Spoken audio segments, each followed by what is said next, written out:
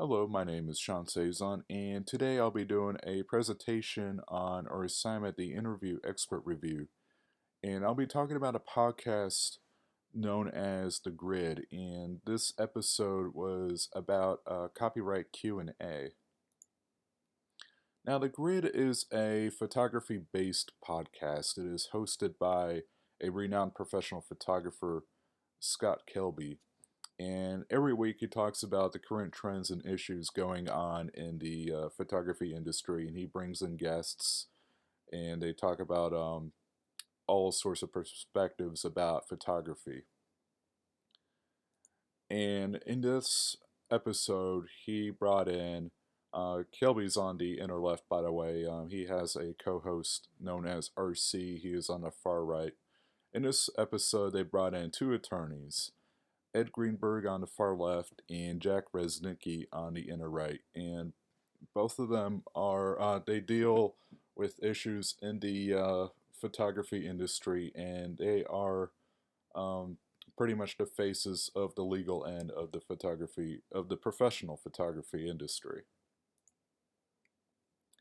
Now, this podcast had several key takeaways. It was very insightful overall from a legal perspective, and I enjoyed it overall. And one of the key takeaways was something very simple but also very important is the use of watermarks. And here I have an example, by the way, of a watermark. You have a picture of R2D2 with a watermark on the bottom right, and that basically lets you know who took that picture. And any manipulation or removal of watermarks or copyright data is punishable by law.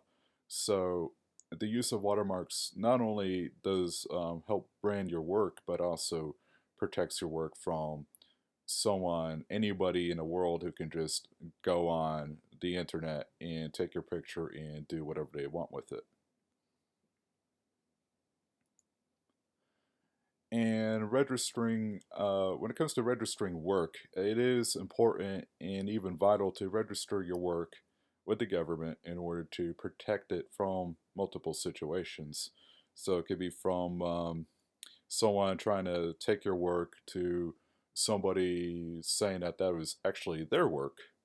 So when it comes to infringement, let's say if the other party um, is accusing you or trying to go after you for infringement, even if it might be your own work, the attorneys did say that if the other party doesn't have the registration of the copyrighted material, you can just simply ignore them, and because they don't have actual proof. And with that in mind, parties generally cannot go to court without a registration. And the attorneys did say that is 99.9% the case that if you don't have actual proof of the registration, you cannot have you cannot have a case without it.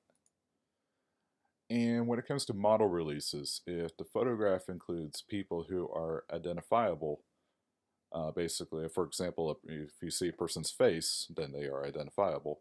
Then a model release is required. And here's a sample of a model release right here. Uh, the attorneys did say that providing written proof of model releases is probably the number one thing. But I thought this was a good takeaway too. You can also provide a photograph of the model as evidence. So not only you have their signature, but you also have a picture of the model, basically saying, "Hey, here's the picture of the actual model who signed the model release." And even if people's faces are turned away or not in a shot, the attorneys did point out that other factors may mark those people as identifiable. Tattoos are a big thing too, and I thought that was really interesting because I thought that if you don't see their faces, it's okay, but there are other factors that could make them identifiable, and if they are identifiable, then they still need a model release. And to summarize my key takeaways, I'll throw one more point in there. They did mention that negotiating does help from a legal perspective and helps avoid legal binds. Watermarks are important in protecting work, and so is registering work, which is crucial in order to even have a case. And a model release is required to use marketing materials with identifiable people legally. Overall, it was very insightful and a very informative podcast. Thank you for listening. And here are my references.